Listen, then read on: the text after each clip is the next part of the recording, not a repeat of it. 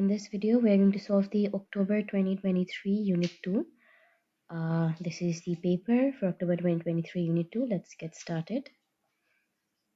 So obviously, starting with the pattern, we'll follow first section A and then we'll move on to section B. So question 1, the formula for diffraction grating in the list of equation is n lambda is equals to d sine theta. Which of the following quantities does not have unit here? Lambda has a unit because that's a quantity. It has a unit of meters, right? So I'll just write it in over here. Lambda has a unit of meter. This d is also the distance between the like obstacles on the diffraction grating, the lines on the diffraction grating. The distance between those lines on the diffraction grating is actually this small d, right? So this is again distance, which will also have the same unit meter. Angle is theta is angle, right? It could be measured in degrees or radian depending on your question. So degree or radian. So these all these things, they have their specific individual units, but only n, which represents the number of order of the diffraction on the screen, doesn't have any unit. So obviously option A is the correct answer. Question 2, this is about diode. We can see the current potential difference graph for a diode is shown. Which of the following statement is correct for this statement? Let's just read all these statements and then we'll identify which one is correct. From the graph over here, we can clearly see that 0.7 volt is kind of like a threshold, that before 0.7 volt, the current flow was very small or almost negligible. After 0.7 volt, after a certain, like, sorry, I had that on the wrong space. Okay, this is 0.7 volt. So after this 0.7 volt, we can see that the graph has a very steep shape, which means that after 0.7 volt, the current has increased very rapidly within a very short time. That's why this steep shape indicates. So we know from this graph that after 0.7 volt, the current has increased very rapidly. So part A says that the diode does not conduct in the reverse direction. That's correct, but if it was connected in the reverse direction, they will then, even after applying a voltage of 0.7 volt, will not cause this huge increase in current, right? It would still have the high resistance or low current in the reverse direction, even if the voltage was greater than this threshold voltage, 0.7 volt. So obviously this is not correct. The resistance of this diode in the reverse direction is infinite, which is correct, but the graph is not showing this one, right? The resistance of the diode in the reverse direction is infinite. Not exactly infinite, but it is quite big, not infinite. So no, not correct also. The resistance of this diode decreases when the potential difference is about 0.4. This is correct, as I've already explained that before 0.7, the current rate was very small, which means according to your equation, V is equals to IR. If current is small, that means certainly resistance was high before 0.7 volt. And after 0.7 volt, since you got this huge increase in current, so they indirectly indicate that for this huge increase in current, resistance would be slow. So after 0.7 volt or above 0.7 volt, resistance of this diode would decrease. So certainly option C is the correct answer. And therefore D will not be the correct. So we'll move on to this question 3. Which of the following would increase the detail in ultrasound scan? Remember that in ultrasound scan, we do not want diffraction to occur. For diffraction to occur, one thing we can do to minimize the causes of diffraction is that we can use waves with smaller wavelength. So if you are using a wave with smaller wavelength, whatever obstacle or whatever gap you come across during that unknown area, right? The unknown gap will never be equal to your wavelength because your wavelength is like extremely small. So if your gap size is not equal to your wavelength, then there will be no chance of diffraction. Or even if like it's very close approximate with the wavelength and your gap size, you'd still get less diffraction, right? And less diffraction means you'll get a higher quality picture, your resolution will be high, and more details can be obtained from that ultrasound scan. So in that case, increasing the duration of the pulse, this is not the cause. Increasing the duration of the pulse is due to the fact that we need to receive one pulse first before we send out another pulse, right? Otherwise the pulses would get mixed up and their images will also get mixed up, right? Eventually producing a blurry image. So that's why the distance between each pulse, like after sending one pulse, we'll wait a very long duration time in order to receive that pulse, and then again after we'll send another pulse, right? So to prevent reflection or to prevent mixing up of reflected wave with original waves. Increasing the frequency of the ultrasound. Yeah, increasing the frequency of the ultrasound would actually indirectly mean that we are decreasing the wavelength because speed stays same for ultrasounds, right? According to the equation v is equals to f lambda, if velocity is constant, if you're increasing frequency, lambda would decrease because they are inversely proportional. So certainly option B is the correct answer. Decreasing wavelength causes less diffraction, therefore higher resolution and more detail in your ultrasound scan. For question 4, in a current carrying copper wire, the drift velocity of the electrons is very small. Okay, so for a current carrying copper wire, the drift velocity, where is it? The drift velocity is very small, and which of the following best explains this? According to equation I is equals to NA VE, right? This was your equation. They are indicating that your drift velocity was quite small for this current carrying copper wire. And which statement best explains this situation? Sorry, the charges on an electron is very small. This is not correct, or every electron will have the same charge, 1.6 multiplied with 10 to the power of negative 19, right? We should remember these by the time. Cross-sectional area of the wire is very small. Um, Cross-sectional area of the wire is very small. Wait, the cross-sectional area doesn't have anything to do with the drift velocities. Actually, it does have to do something with like resistance, but not that cross-sectional area of the wire is very small would have anything to do with the drift velocity of your current carrying electrons. The current in the wire is very large. If the current in the wire was very large, then the drift velocity was supposed to be very high, right? Not low. So this is again a wrong statement. The number of electrons per unit volume of the copper is very large. Well, this could be a possible answers that over a certain section of a volume of the copper wire, you have a large number of electrons flowing across it.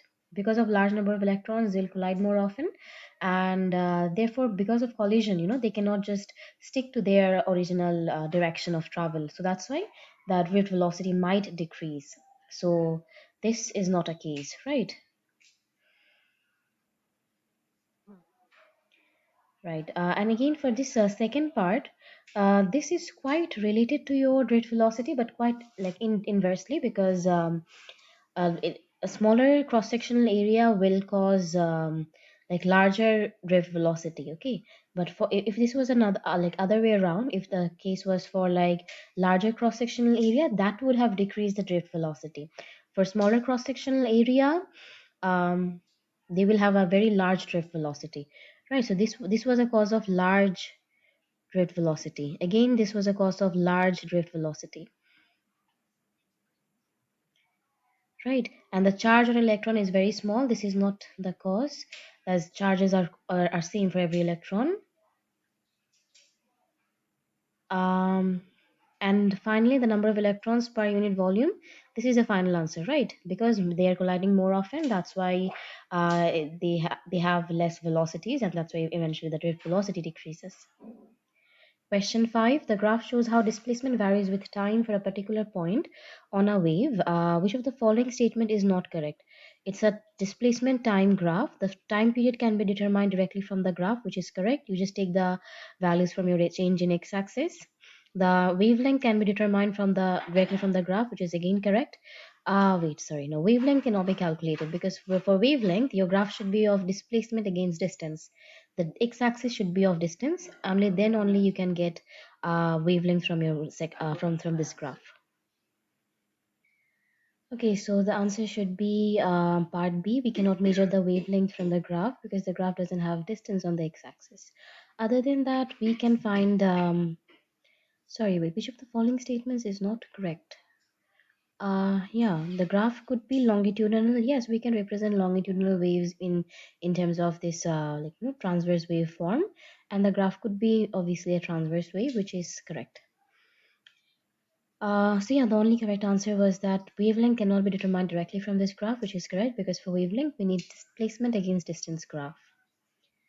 Question 6 and 7 are of both relating to this one question. The length of the string Vy is 0.6. Which of the following is the wavelength of the standing wave? Okay, I'll just use these highlighters to highlight one single wave, and then again the other one that will not be highlighted is a reflected one. So this one I'm considering, as the original wave, and the other one that is not highlighted is the like reflected wave. Now over here, if the total length was 0.6, and we can see that the 0.6 has 1.5 lambda, right? Because from this point to that you have 1 lambda, and then again this one section is half lambda, so this is 1.5 lambda. So for 1.5 lambda, the length is 0.6. Lambda is basically 0.6 over 1.5. So if you use a calculator and calculate this, 0.6 over 1.5, you get 0.4 as the final answer. So 0.4 meter is the wavelength for this standing wave. Which of the following sections of the standing wave will be in phase in the next other with each other? Okay, so for two sections to be in phase, they need to travel in the same direction. As you can see, the section of Vy moved down, the section of YZ moved up, and the section of the XY moved down in the next exact second. That means we can see VW and XY are moving in the downward direction, whereas WX was moved in the upward direction. So um, VW and XY, these two sections are actually in phase because they both moved in the downward direction. So answer should be in that case VW and XY. Option C should be the correct answer, right? This section and this section will move in the same direction in the next exact second, making these two sections to be in phase. Then we'll move on to question 8.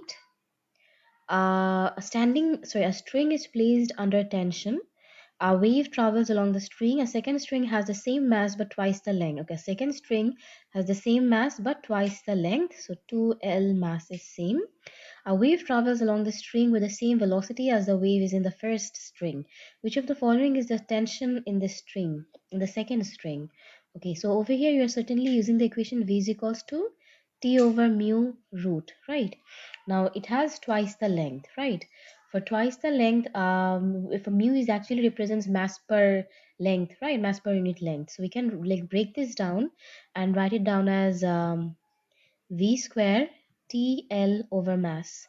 Since we just have to find out the difference of like if length is twice, then what will happen to your tension. So I'll just rearrange it and write it like this. T is equals to mv square over L, where we can write T is equals to mv square multiplied with 1 over L. Since they have stated that the mass is same velocity, that means this part is entirely a constant over here. And we can see that your tension and length are inversely proportional. So if you're increasing the length 2 times, your tension should be half of that, right?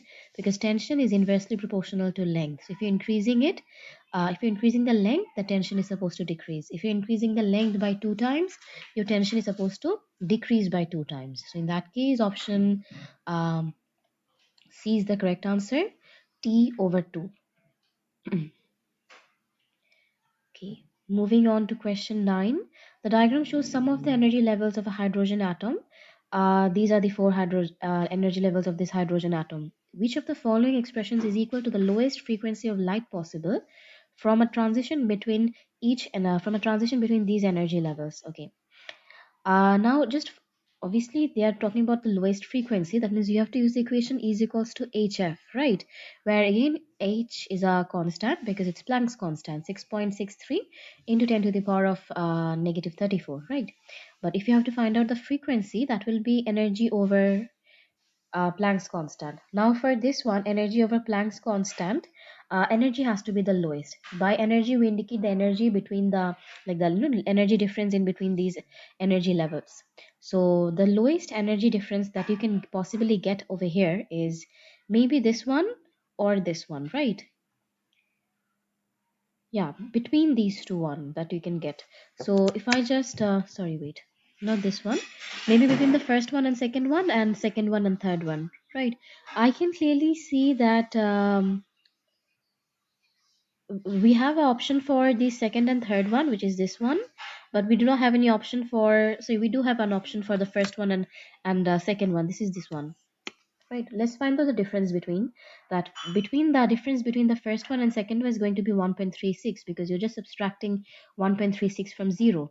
But if you have to find out the difference between the second one and third one, it should be like minus 1.36 minus 2.42, which is minus 1.36 minus 2.42, that is 1.06. Okay, which is clearly smaller than that, the difference between your first one and second one, right? Because over here you got 1.36 and now you got 1.06, so that is like what, 0.30 units smaller than that, electrovolts smaller than the previous one. So we'll certainly choose this option D then. Right, for everyone, for every of these options, we are just using the same equation, but this one also has the same, values of the second and third energy shells or energy levels, but they have not included the signs properly, so that's why they have this positive signs in front of the 1.36 and 2.42. So only option D is the correct answer then, because they're actually using this equation, frequency is equals to h over f, sorry, e over h, and for e they subtracted this 1 point, sorry, like the thing I've just wrote over here, this one, that's minus 1.36 minus 2.42 over 6.363 multiplied with 10 to the power negative 34, and they just reverse this entire equation. Like over here you get plus eventually, so they did not intend to make this fraction look negative by having that 1.3 in the front, so they just interchange the position. Now it looks more positive in this way, and in that case option D is certainly your final answer. I hope question 9 was clear. Moving on to question 10. Two photographs X and Y were taken of the same car when screen. Photograph was taken, sorry, Y was taken through a polarizing filter. This is photograph X and this is photograph Y. So which row of the table is correct? As you can see, for photograph X, light cannot be much see, probably like we cannot see the insides of the car. But for photograph Y, which was actually taken with a like polarizing filter, right, we can see quite clearly the insides of the car. So we need to choose which row of the table is correct.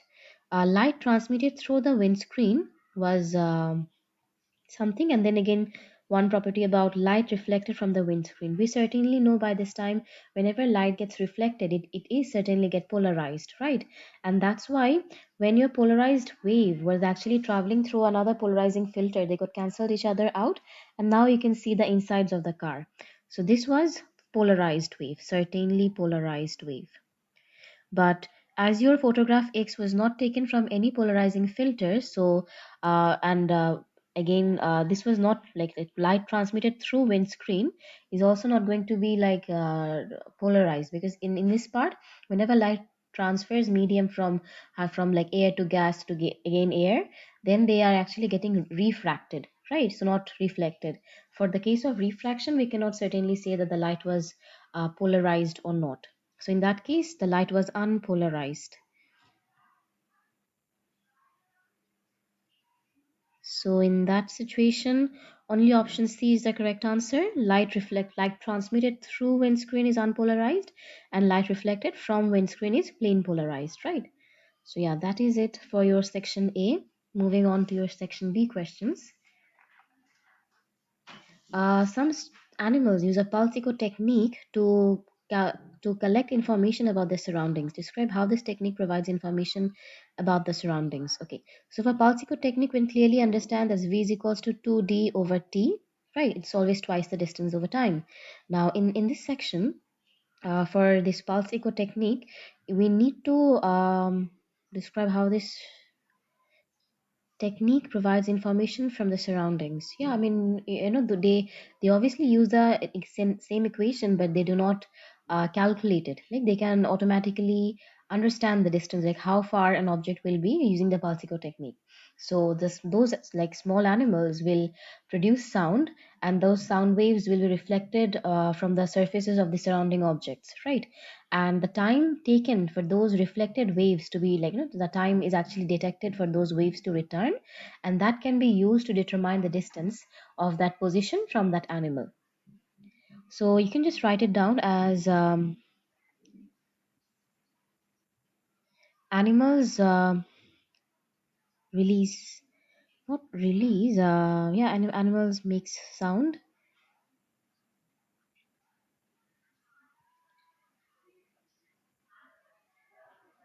which reflects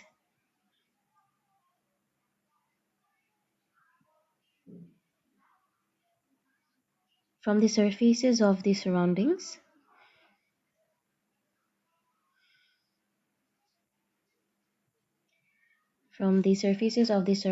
and then again the time required to return, sorry, from the surfaces of the surface of the surrounding objects,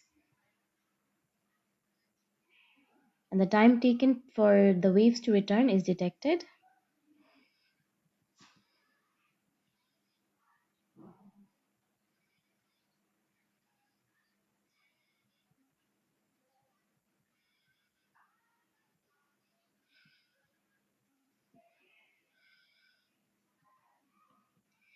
The time taken for the waves to return, is detected, and that can be used to determine the distance.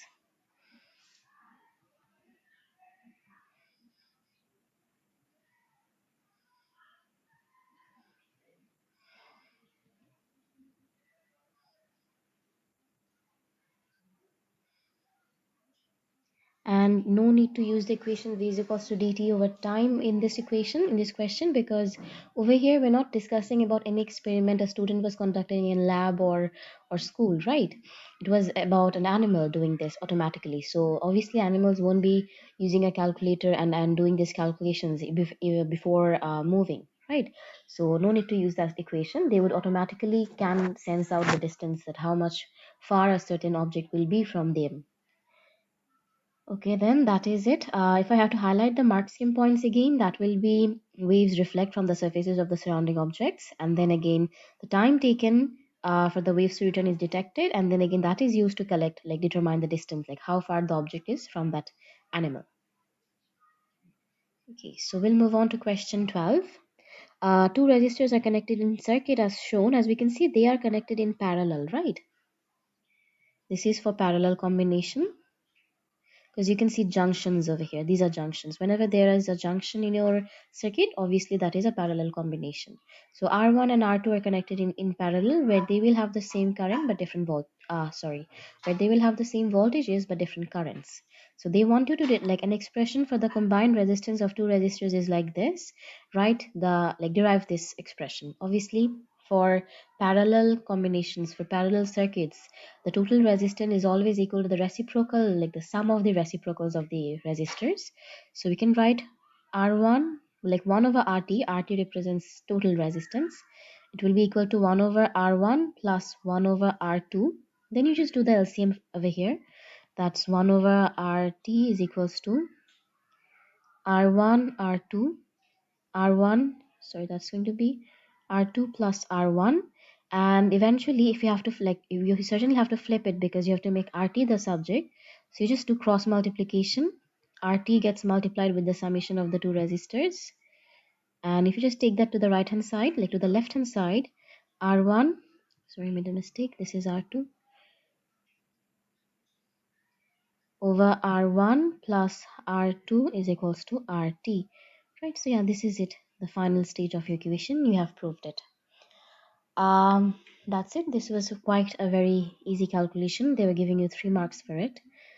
So moving on to question 13. Resistivity paper is a paper covered with a thin layer of carbon. The distance between the ends of a piece of resistivity paper is 12, and the resistivity paper is 42 centimeter wide as shown. Okay, so over here this is actually the length, right? And this is the width of this material. The resistance between the ends of the resistivity paper is 8.8 ohms. Calculate the thickness of the layer. By the information that they have provided is that we have been provided with the resistivity, we have been provided with the value of its resistance and the value of its length. Only the area is not provided, where area is actually cross-sectional area, right? By cross-sectional area, this is what they mean. The highlighted section that I've drawn over here. For a cross-sectional area, you should find the value for your width and the thickness over here. And the thickness is actually missing, so we need to use the equation for your resistivity of a material to find the thickness. So we'll just write it like this. For resistance is equals to resistivity length over area, where area further can be broken down as width into thickness. So we just have to make thickness the subject, and that will be, then the equation would look like resistivity length over width multiplied with resistance. Resistivity was 3.7 multiplied with 10 to the power of negative 5 multiplied with length was 1, that's in centimeter, so you have to convert this into meter, so that will be like 0.12, and this will be 0.042, right? Divide every length with 100 to convert the units from centimeter to meter. So that then you're going to end up with 1.0.12 divided by 0.042 multiplied with the thickness, sorry, multiplied with the resistance, which was 8.8 ohms. 3.7 multiplied with 10 to the power of negative 5 with 0.12 over 0.042 multiplied with 8.8. So if we calculate it, then you get the value approximately as 1.2012 multiplied with 10 to the power negative 5, which can be written as 1.20 multiplied with 10 to the power of negative 5 meters, right? Yeah. Again, we should not keep our answers in three significant figures, because all the data provided in your question were actually in two significant figures, right? So we should not put 3.0, say 1.0, 1.20, we should put 1.2 over here, because the answer could not be more accurate than your data provided by the question, right? So it has to be in the less significant figures than compared to all the data in your question. Okay. So this was it, the calculation for question 13a. We'll move on to part B. A student connected the cells to the resistivity paper to a cell of EMF 1.5 volt and a voltmeter is shown. The reading on the voltmeter was 1.5 volt. Calculate the internal resistance of the cell. Okay. Just give me a minute. The student connected the ends of the resistivity paper to a cell of EMF 1.5 volt. That means over here, the like voltage provided by this EMF cell, this cell is actually 1.5 volt, and a voltmeter was shown that was actually connected across your resistivity paper only. So the reading on the voltmeter was 1.4. So this is actually the voltage received by your resistivity paper. That means out of 1.5 volt, resistivity paper is using 1.4 volt, but there's only difference of 0.1, which is being lost over the circuit, right? So obviously nothing gets lost in the circuit. This 0.1 volt difference in the voltages of EMF and the resistivity paper is actually the voltage taken up by the internal resistance. So we found out the internal resistance voltage, that is 0.1 volt.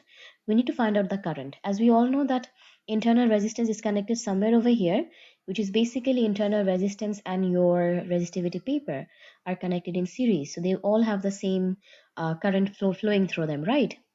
So you can find out the current flowing through the resistivity paper using its voltage across this resistivity paper and the resistance of this resistivity paper. So current of the entire circuit is actually calculated using the informations from your resistivity paper, which is V over R. Voltage for this resistivity paper was 1.4 over 8.8. This is 0.16 amps. Since resistivity paper and internal resistance were connected in series, we can consider they both have the same current. And for for resistance of the internal resistance, that will be 1.5 minus 1.4 over 0.16, which is again 0.63 ohms. Right, okay. So this is it for the case 0.63 ohms. The connection of the right hand terminal to of the voltmeter was moved to a distance of 3 centimeters from the left hand side of the resistivity paper. Determine the reading on the voltmeter now. Okay. Now over here, obviously length is actually a very big fact for the resistance of this resistivity paper, right? Originally the length was 12 centimeters, right? 0.12 meters or 12 centimeters. Now we have changed, we have did a simple modification. Sorry, just give me a minute.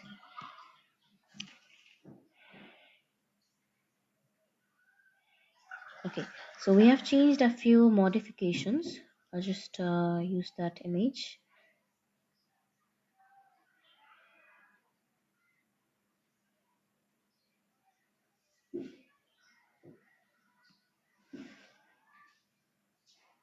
Now the modification is that the entire voltmeter is no longer connected all the way across the other end of the terminal. It was connected just maybe somewhere over here. I'll just erase this.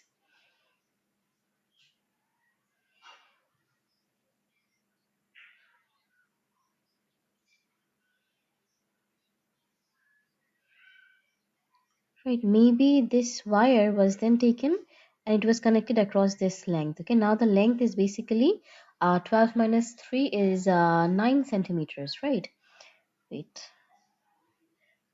The connection of the right hand terminal of the voltmeter was moved to a distance of 0.3 centimeter from the left hand of the res. Oh, no, no, that's not the case. We do not have 9 centimeters now. The case is actually like this.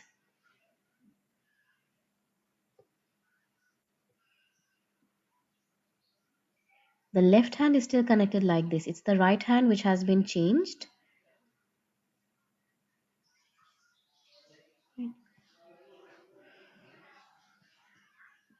And this right hand is connected like somewhere over here, which is basically 3 centimeters from the left hand. So basically the length is now 3 centimeters. Previously you were getting a resistance for 12 centimeters of the resistivity paper. Now you are getting only 3 centimeter, and they want you to how much voltage this situation will now have over there. So obviously voltage is a like factor depending on resistance. As the resistance changes, the voltage would certainly change also. Now again, if you focus on the equation for your part A, it was resistivity length over area, right? Now area of the cross sectional will remain same, because if you dissect that resistivity paper, it will have the same width, same thickness. Resistivity of the material will also be the same. Only the length and resistance basically are the one that kind of changes in this equation, right? So if you have to find out the resistance, this was actually the equation, that resistance for 3 centimeter over resistance for 12 like voltage for 3 centimeter over voltage for 12 centimeter is equals to resistance over 3 centimeter for resistance over 12 centimeter, right? But then again, there's no need to find out the resistance separately, because if you just focus for R3, R12, the equations are like rho over area multiplied with length 3, rho over area multiplied with length 12. That is like the rho and area gets cancelled out as a fraction. So we can just write simply V3 is basically 3 centimeters over 12 centimeters multiplied with the voltage across the resistivity paper when the length was 12 was 1.4, given in the previous section of your question. So if you calculate this, you get 0.35 volt, right? So that's why we're using the length ratio instead of the resistance ratio, because we're not provided the resistance of the 3 centimeters, right? So we're not going to calculate it and again reuse it, because it's just 1 mark. So we'll just completely directly use the length ratio. That's totally fine. I have also proved you the derivation, that why you are using the length ratio instead of the uh, resistance ratio.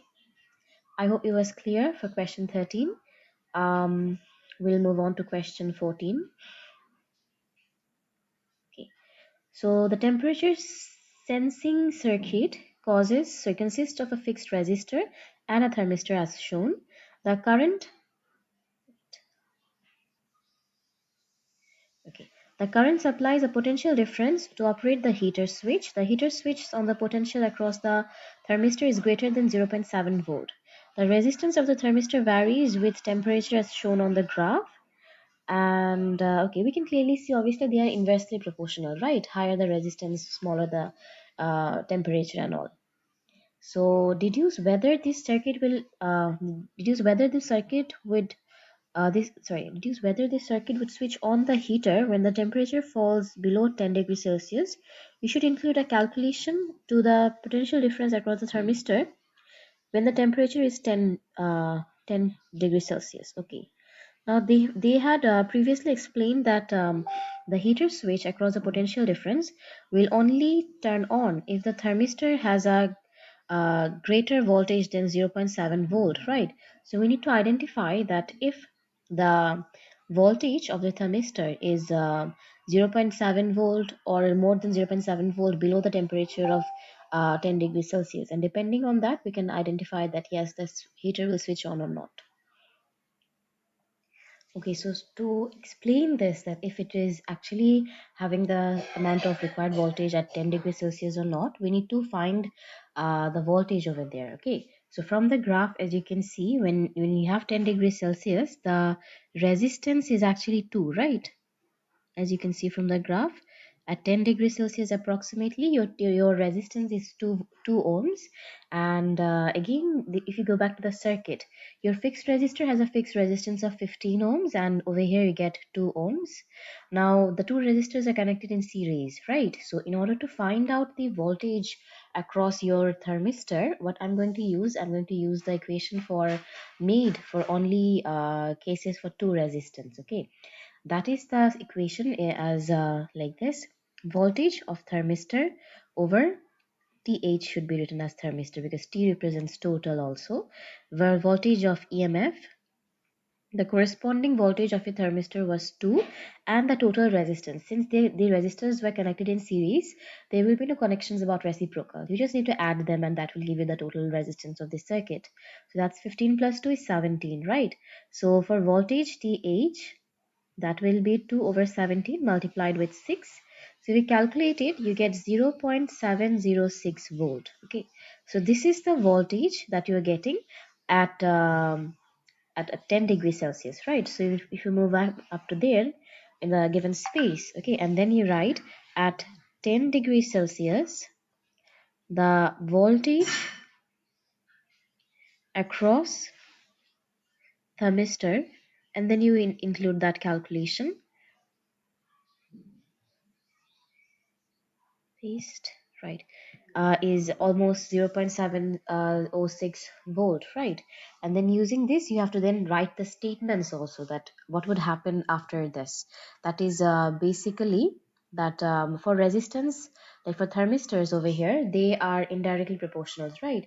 So if the temperature falls below 10 degrees Celsius, that means temperature is decreasing, resistor of the thermistor would increase, right? And then according to the V equals to IR, right, as R increases, right, voltage is supposed to increase at 10 degrees Celsius. You are almost receiving 0.7 volt. So if your resistance keep on like increasing at a temperature lower than 10 degrees Celsius, then obviously at those temperature your voltage should be greater than this. And if your voltage is greater than this, certainly your thermistor, like the circuit across your thermistor, will certainly work and AC will turn on, right? So yeah, that is it. Sorry, not the AC, the heater will turn on, sorry. So we'll write the statement over here that as temperature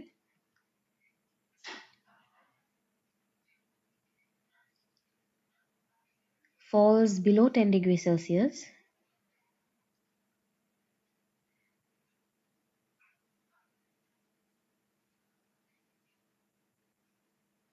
resistance across the thermistor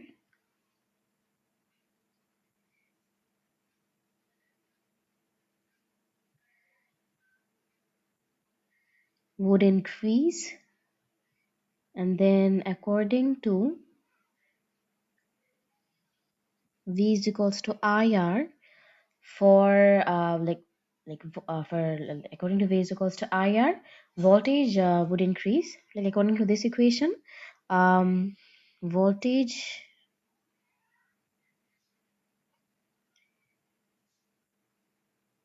would increase, therefore heater will turn on or switch on.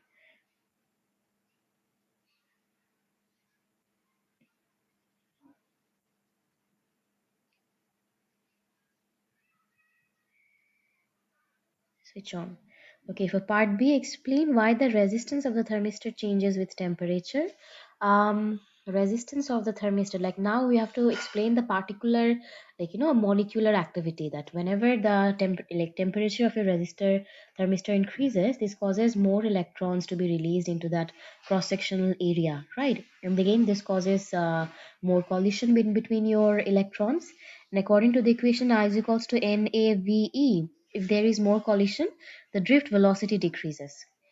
Sorry, wait, wait. For thermistor, why the resistance changes when the temperature increases. Sorry, I actually was explaining it wrong. Let me like explain it again. When the temperature increases, obviously more electrons are released into the cross-sectional area, which means that your charge carrier density is actually increasing, right? So if your charge carrier density is increasing, that means your current is increasing. And then again from this part, V is equals to IR. If you use for a large increase in current, voltage is supposed to decrease. Sorry, resistance is supposed to decrease, right? So the answer that I've explained was for 4 marks, but as this only have like 2 marks, we'll just not include all these equations. Okay, we just statement that like we just invert state that increasing resistance causes more electrons to be released, therefore increasing the charge carrier density, and this causes the resistance to decrease, right? No need to relate all the equations over here because they're not giving enough marks for it. And also not enough space. How will you write all these things within these 3 lines? So we'll just write that increasing,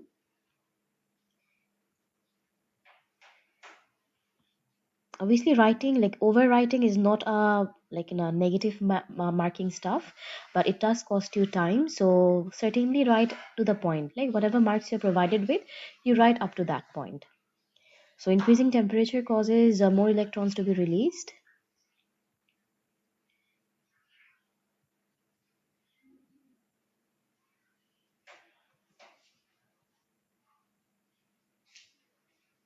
which increases the charge carrier density.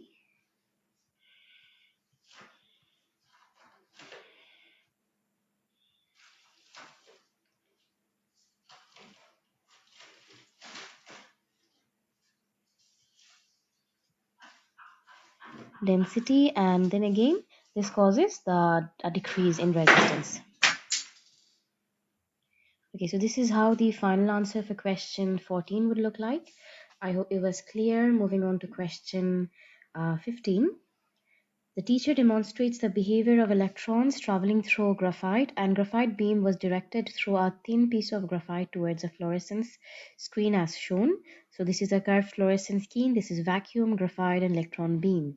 Okay, the electron produced a pattern on the fluorescence screen as shown below. This diffraction grating or diffraction pattern is shown over here. Now, this demonstration can be used to make conclusions about the behavior of electrons and the structure of graphite. Like whenever electrons was producing this diffraction pattern on the screen, that means electron does behave as a wave. That's why it was diffracted.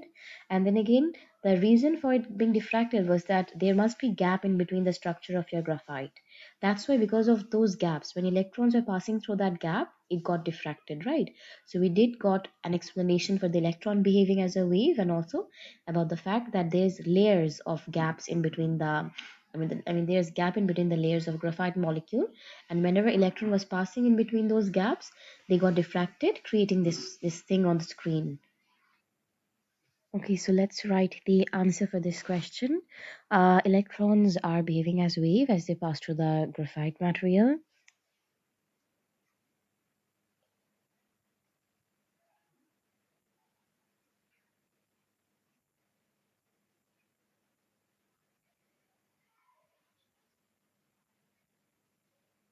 As wave as they pass through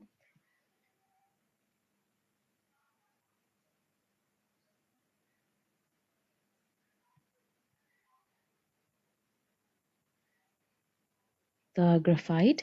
And then again, this indicates the structure of graphite must be layered.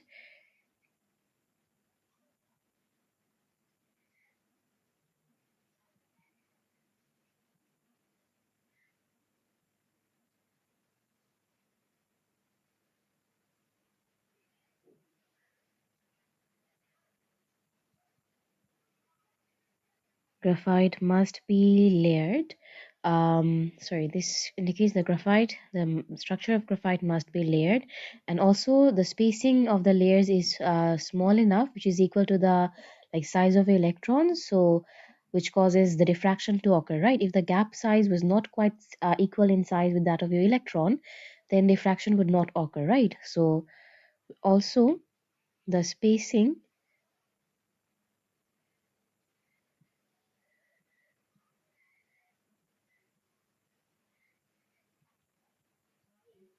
of the layers is small enough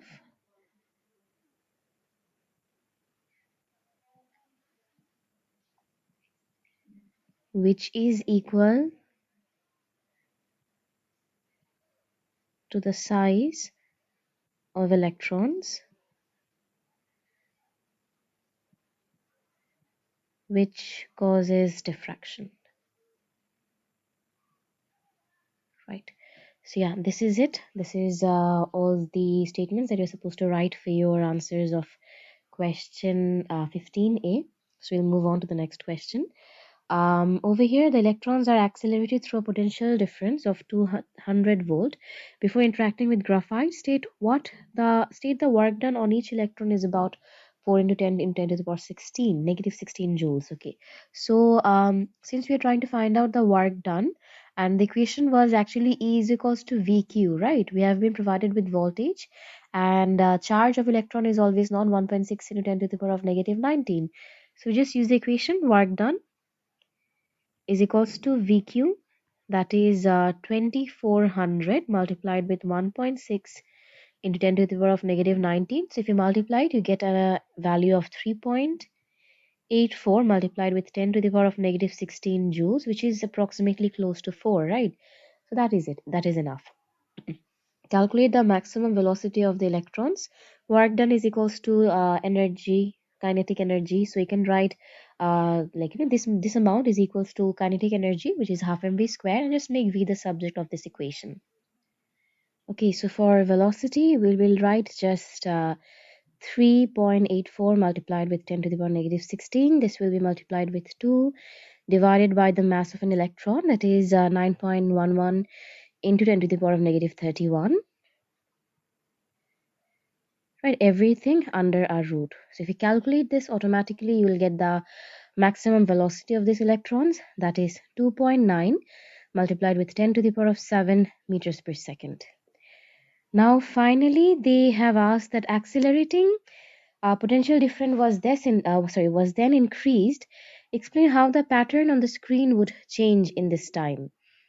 So what would actually happen is that if you're increasing the potential difference, right, this will again related to your energy. If you use the equation from your B part 1, that was energy is equals to voltage and charge, right? If you're increasing the potential difference, this will increase the energy. Then again, energy was related to the equation half mv square. If you're increasing the energy, the velocity is supposed to increase. And then again, according to your de Broglie wavelength, right, this velocity is also related to the equation of lambda is equals to Planck's constant over momentum, which is mv, right? If the value of your velocity is supposed to increase, if this one increases, then the lambda is supposed to decrease because they are inversely proportional according to your de Broglie wavelength equation, right? So your value of your like the wavelength of the electrons would then decrease, right? So this is how the entire answer should be arranged, and that's why you have 3 points for it. So we'll write that increasing the accelerating potential difference increases the energy. You can also include equation or not include equation, that is up to you, but we have to include the equation for de Broglie wavelength because that was not included in the other two parts, right? But for these E is equals to VQ half mv square, these were included in the other two parts, so they're not that much compulsory to include in this part. So I'll just write, and according to E is equals to VQ, increasing voltage, I'll just write the statement that the question was using, increasing the accelerating potential difference causes energy to increase, which in turn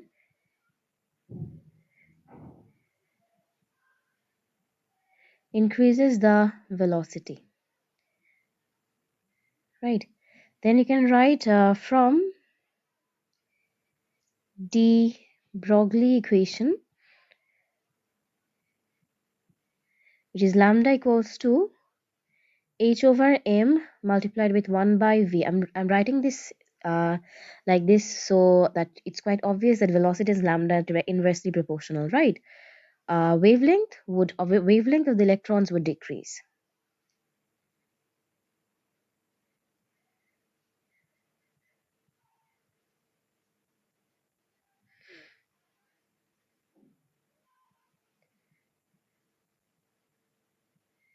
Right. So with this, your question number 15 ends. I hope it was clear enough.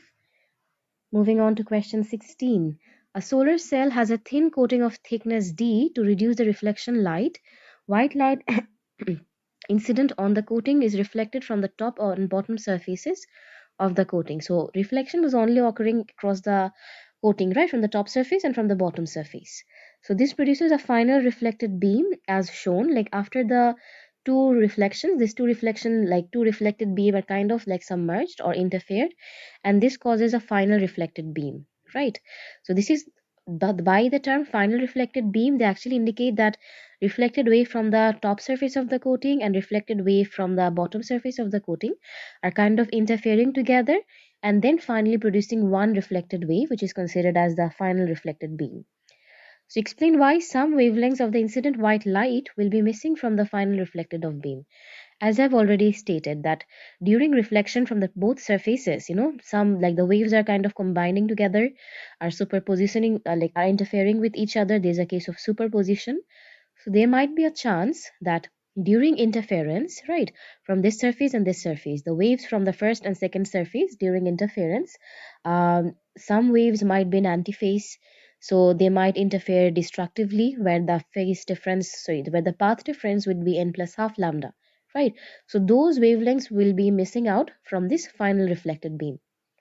So I'll just write down the answer for it.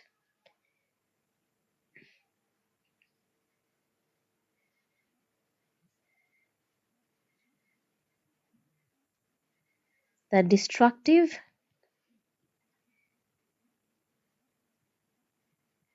interference might occur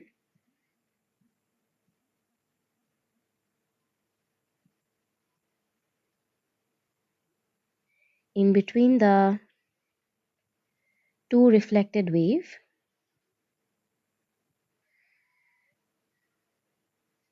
where the waves were in antiphase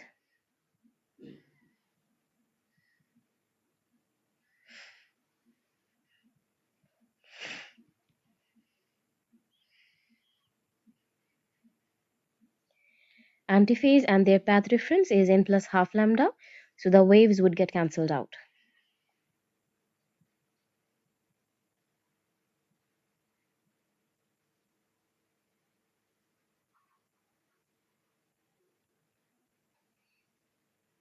N plus half lambda, so some, not some, we'll just write, so those wavelengths or waves would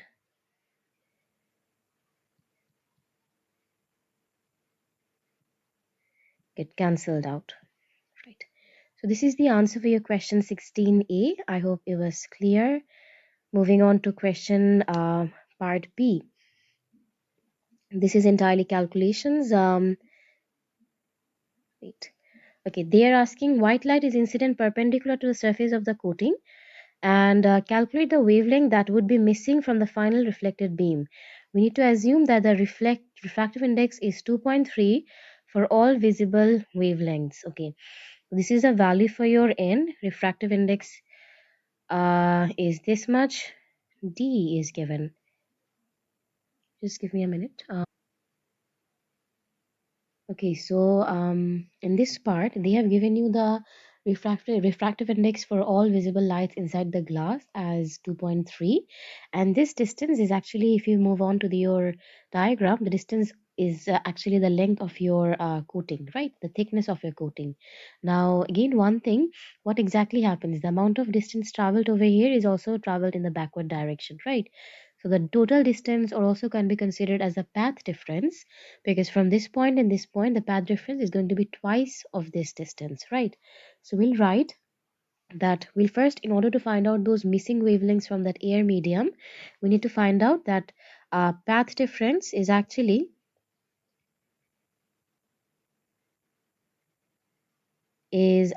twice into 6.5 into 10 to the power of negative 8, which is basically 1.3 into 10 power of negative 8. Then again, using this path difference, the minimum amount of for antiphase, the minimum amount of path difference that is supposed to be considered. The minimum path difference equation, that is obviously n plus half lambda, right? But for minimum, it should be n plus half lambda, where again n should be 0 because we are using the minimum, right? So 0 plus half lambda is basically lambda by 2. So you can obviously rearrange this to find out the value for your wavelength inside your glass medium, right? Sorry, inside the coating. So we can write wavelength in coating can be found out using these two equations, like inputting one equation into the another, which is basically lambda by 2 is equals to 1.3 multiplied with 10 to the power of 8. So if you just take lambda as common, that will be 2 multiplied with 1.3 multiplied with 10 to the power of negative 8. That is basically 2.6 multiplied with 10 to the power of 7 minus 7 a meter. And then as you have the lambda in the air in the coating medium, right? What exactly happens is that the object, the light, is actually traveling from the coating to the air medium. The refractive index from the air medium is 1. So you can write refractive index coating and lambda in coating, like wavelength in the coating medium, and then refractive index in air medium, lambda in air medium. We're supposed to find out this. So in order to find out this one is again 1, so no need to carry this one to the next step. We can just write coating, like the refractive index of coating was 2.3 multiplied with lambda of your wavelength in the coating medium was 2.6 multiplied with 10 to the power of negative 7. So if you calculate it, finally you get 5.98 into 10 to the power of negative 7 meter. So 5.98 multiplied with 10 to the power of negative 7 meter. So this is the final calculation for your question 16b. I hope it was clear. Moving on to question 16c. A solar cell array is placed onto the roof of a house as shown, and the area of the solar cell array is almost 8.7 meters square. So this is the area, cross-sectional area. The roof of the house slopes at an angle of 60 degree to the horizontal as shown below. And when the intensity of the radiation from the sun perpendicular to the surface of the earth is 1.1 kilowatt meter square. So this is the intensity they have provided. And again, the output of the solar cell array is 5.4 into 10 to the power of 5 joules, 6 joules per hour. Calculate the efficiency. Now from this part, we can find out the energy output, right? This is the output amount of energy from this solar panel. So you can find out the power output of the solar array. So just solar array. So just find out that first. Power output. That will be 5.4 multiplied with 10 to the power of 6 divided with 3600, because we are trying to find out power, which should be in joules per second, right? So you finally get 1.5 kilowatt. And then again, they have also provided you with intensity and area, but the problem over here is that your area was kind of tilted to 60 degrees from the horizontal ground, right? So your area will not be considered as a component. Your intensity will now be considered as a component, because your intensity, that the amount which was 1.1 kilowatt per meter square that was given, it was perpendicular, right? So if it is perpendicular, we are using the component over here, the horizontal component, so which is going to be 1.1 kilowatt multiplied with cos 60, right? And the area was 8.7 that was already provided. So you can find out power input,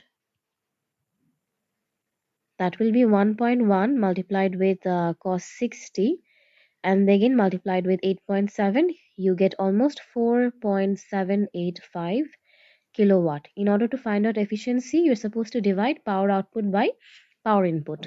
So efficiency should be 1.5 over 4.785. That is basically 0.313. Right, so this is the amount of efficiency, which is also, if you want to find out it in percentage, you can find out that also. But they never mentioned about efficiency percentage. They only said efficient. So efficiency, so just 0.313 is enough. No need to do the percentage over here. So we'll move on to question 17. Some students investigated the photoelectric effect. They used a piece of magnesium ribbon placed inside a cylinder of a copper gauze as shown. There was a air gap between the copper gauze and the magnesium ribbon. By air gap, they indicate that the copper gauze and the magnesium ribbon was not in contact with each other. Right? They have space in between them, and the copper gauze was connected to a positive terminal to a power supply, and the magnesium ribbon and a sensitive emitter were connected to the negative terminal of the power supply as shown. This is like positively charged and this is negatively charged. The students made the following observations. When light from an ultraviolet lamp was incident to the gauze and ribbon, a current was detected on the emitter. When the polarity of the power supply was reversed, the current decreased to zero. Okay, and we need to explain these observations. Okay, so what exactly happens if you first explain this first point, that whenever this ultraviolet ray is incident on this there's also ultraviolet ray being incident onto this magnesium ribbon for the first point. So for this part, whenever ultraviolet ray was incident on the magnesium ribbon, this photon of the ultraviolet ray have enough energy that could excite the electrons of your magnesium ribbon enough. Actually, the photon particles of your UV light have enough kinetic energy, or they have enough energy which is greater than the work function of the electrons in your magnesium ribbon. So if the photon has an energy which is greater than the work function of these electrons in magnesium ribbon, they will be emitted from the metal surface, right? Electrons will be emitted from the magnesium ribbon, so they will be emitted over here in this space, and these electrons will then be accepted by this positively charged copper gauze, right? Because it was negatively charged electron and this copper gauze was attached to your positive terminal, so it will be received by your positively charged copper. So this electron then flows across this path and then again from this path and then enters the emitter, showing a current flow. But when the situation was reversed, that means we changed the polarity. Now instead now in this situation, this is actually your copper. Like after reversing the polarity, this is copper and this becomes your magnesium ribbon, right? Now again, if you are inciding the same UV light onto your copper gauze, this time the photons of these UV light does not have enough energy which is greater than the work function of the copper electrons. So if the photon does not have enough energy which is like less than the work function of these electrons, no electrons will be emitted from the copper surface. So if no electrons are emitted, nothing will be received at the positive terminal of this magnesium. So no electrons will flow across the circuit and therefore there will be no current across this emitter, right? That's why whenever the polarity was reversed, nothing was seen on this emitter because there was no flow of electrons indirectly. There was no current flowing across this circuit because the UV light photons does not have enough energy or does not have energy which is greater than the work function of these electrons of the copper material.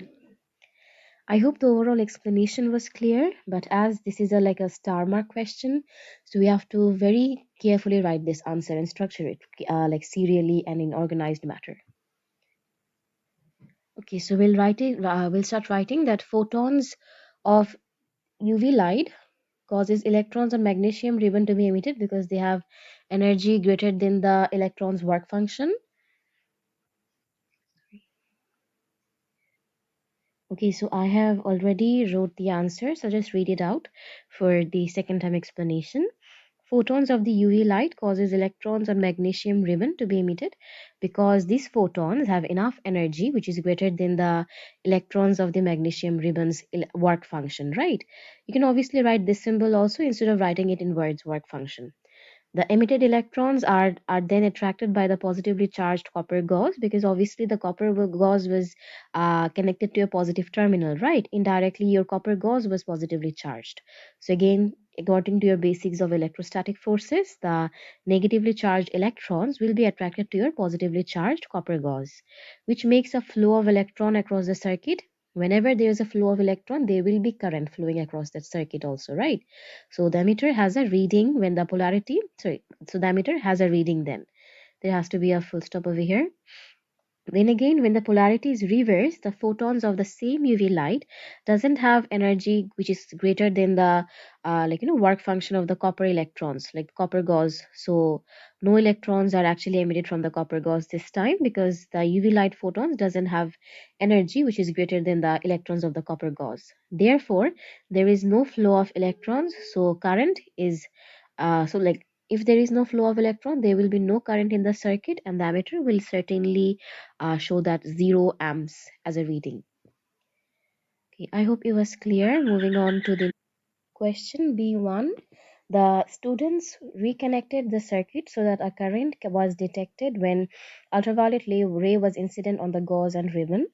The students replaced their original lamp with a ultraviolet lamp with a much greater intensity. Explain the effect this had on the experiment. Okay, so if the ultraviolet, if the original lamp was replaced with an ultraviolet lamp which has a greater intensity means that more photons are being incident onto your magnesium ribbon now. If more photons are incident onto your magnesium ribbon, more electrons are receiving energy, or more electrons are receiving those photon particles.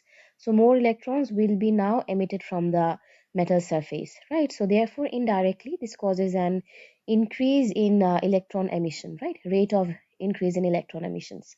So therefore, there will be a greater flow of charge, and the current will now be at a greater rate, right? At a greater value.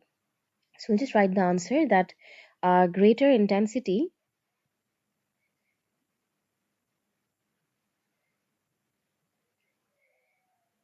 increases the rate of photons,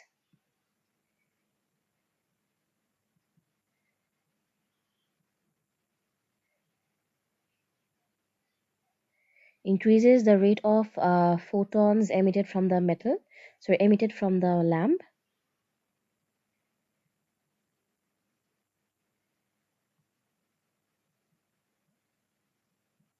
So more electrons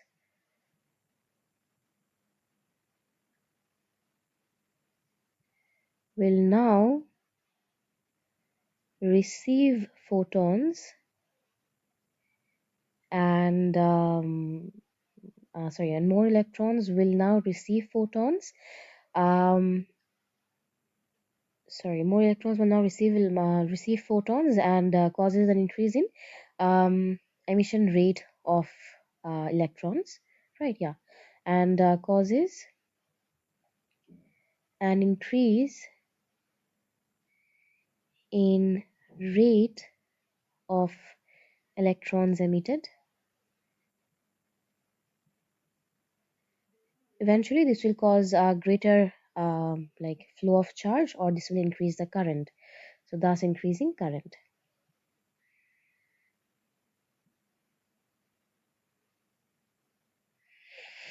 Okay. So after this, the ultraviolet lamp was replaced by a laser, which was then emitted by a red light of wavelength 633 nanometer. Deduce whether this photoelectric effect will occur. The work function of your magnesium was 3.7 electrovolt. Okay. So again, it was the ultraviolet lamp was replaced with a laser whose wavelength was 600 nanometers. So now we can find out the frequency of these, new lamp that we're using. Obviously, the laser that we're using would obviously be a part of your light spectrum, right? Electromagnetic spectrum. So frequency of this lamp or laser would be V over lambda. Lambda is already provided over here. V was 3 multiplied with 10 to the power of 8 divided by lambda is 633 multiplied with 10 to the power of 9, right? So 6.33 multiplied with 10 to the power of negative 7, let's write. If you calculate this, the frequency that you get is 4.74 multiplied with 10 to the power of 14 hertz. Okay, now this was the frequency of a laser. From this work function of magnesium, if you find it out, wait, can we find out anything from this part? No, we can find out the energy of these of these photons. The energy again from these photons would be 4.74 multiplied with 10 to the power of 14 and again multiplied with 6.63 multiplied with 10 to the power of negative 31, so negative 34. So if you calculate this, you get 3.14 into 10 to the power of negative joules.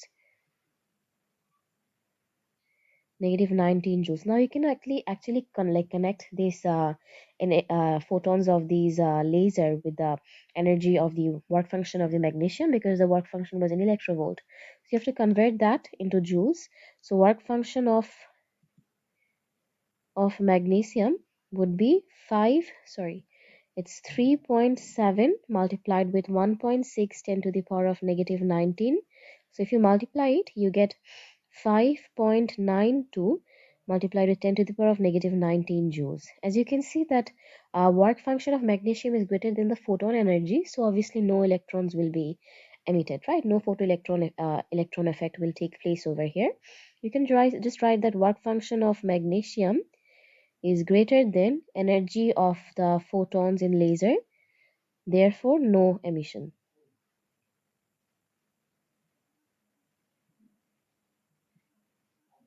Right? Okay. So yeah, with this, your answer for your question 17 was done. I hope it was clear. Moving on to the next question. Um, sorry. A ray of light from a laser pointer is directed into a semicircular glass block as shown. This is a layer of water along the vertical flat side of the glass block. Okay. Now explain why the ray of light does not change direction when entering the glass block. Your answer should refer to the wavefronts. Okay. Now over here, what exactly happens that this laser, the wavefront, well, while entering the semicircular glass block, is exactly like parallel to your normal or perpendicular to the surface over here. So whenever it's perpendicular to the surface or parallel to your normal, right? Sorry, the rays parallel to your normal. But if you're talking about wavefronts are like this, right? Rays parallel, but wavefronts are perpendicular to your normal. So if wavefronts are perpendicular to your normal, like again, all wavefronts enter the glass at the same time now, because they are exactly perpendicular, they will not get bended or slowed down by the change in medium. If all the wavefronts are entering the glass at the same time with the same velocity, there will be no change in direction, or there will be no refraction occurring over here. So we'll just write down the answer.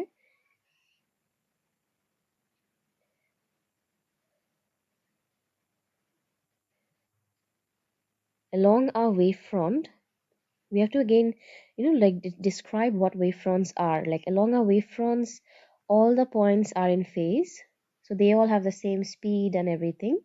All the points have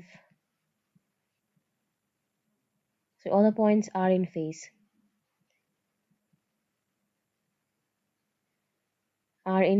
so when they're entering to the semicircle,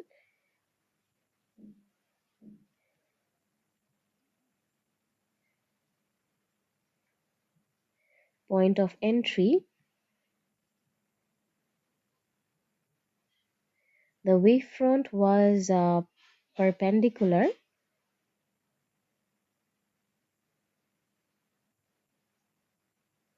The wavefront was perpendicular to the normal,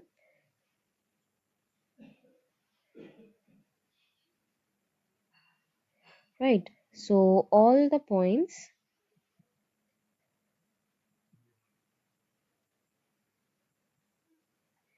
enter glass block at same speed and wavelength. Therefore, there will be no refraction or change in direction, right? Therefore, there will be no refraction.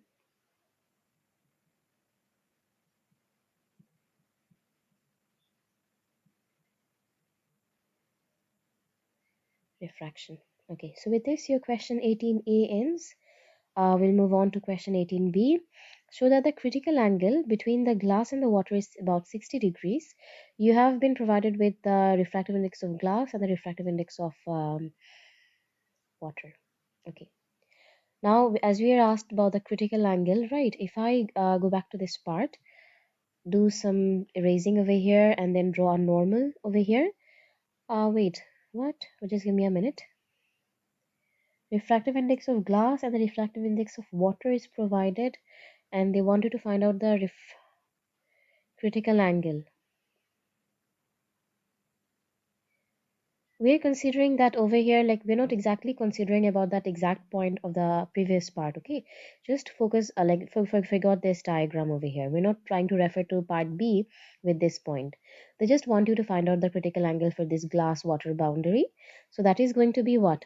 Water must travel from like glass to, sorry, the light must travel from glass to water medium.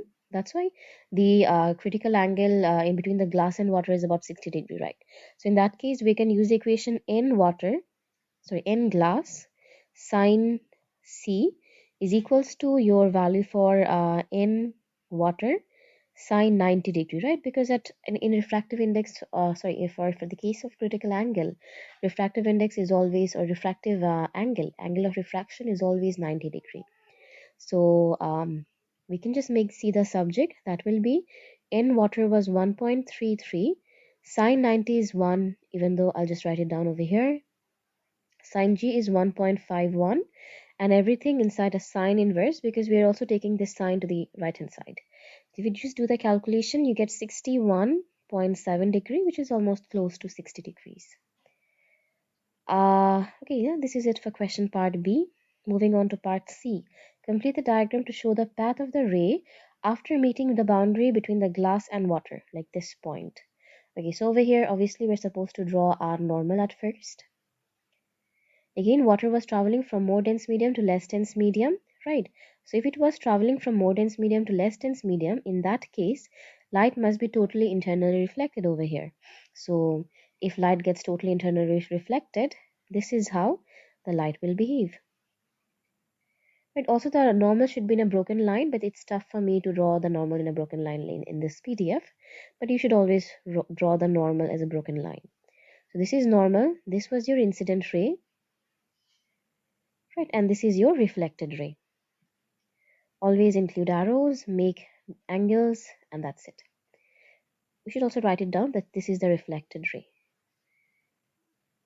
No need to include the incident ray label over here. Writing up to this is enough. So moving on to question part D. The photograph shows a hand holding a glass beaker containing water, and fingerprints are as a series of ridges and valleys on the surface of the finger, right?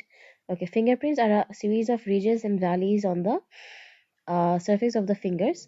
The valleys trap air when the finger presses against the glass, as shown in the like diagram below. Okay, they are considering that over here, these places, these places over here are trapping air, so that's why they have like dark spaces, and in between them, where there's no finger in contact with the glass, it's quite transparent, or like ridges over there, sorry, or valleys over there. So this is how they have like drawn this entire statement as these were the spaces of fingers where there were ridges, and these were the spaces where there was no fingers, right? That's why they are in contact with air in that case. Okay, so we need to explain that light in the water is incident upon the boundary between the glass and the air. The critical angle between the glass and the air is about 40 degrees. Skin has a similar value of refractive index to glass. Okay, now for glass and skin, they have quite similar refractive index. If they have similar refractive index, in that case, what refraction will not occur, right? Explain why the fingerprints are seen as light and dark ridges. That's because some of the light traveling from the glass is reflected into those spaces, right? The dark regions appear because those were in contact with the glass, right? Nothing, no lights can be like reflected away from the surfaces. Light was like absorbed by the skin, and like light regions are there because that was in contact with the air, maybe. So the change in densities between the glass and air is quite big, right? So light would be totally internally reflected from there, right? Because light was traveling from glass to air, so like from more dense to less dense. So obviously light will be reflected during these light regions, right? That's why these dark and light sections or regions were seen over there. So I'll just write the answer that some of the light traveling from the glass is transmitted into the skin.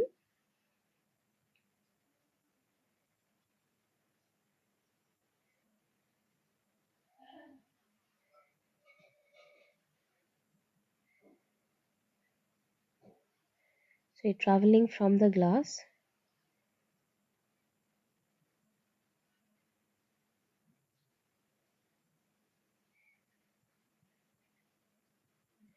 is refracted into the skin. The dark areas are where the fingers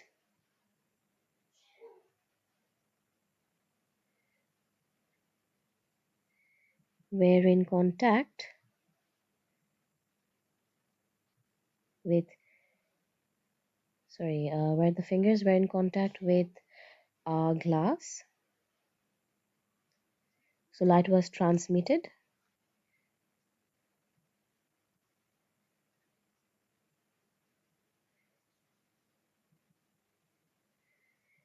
and light areas are where the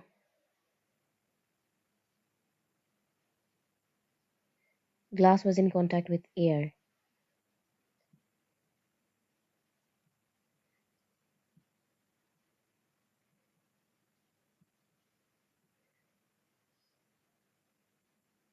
With air, so light got reflected there. So reflection was occurring.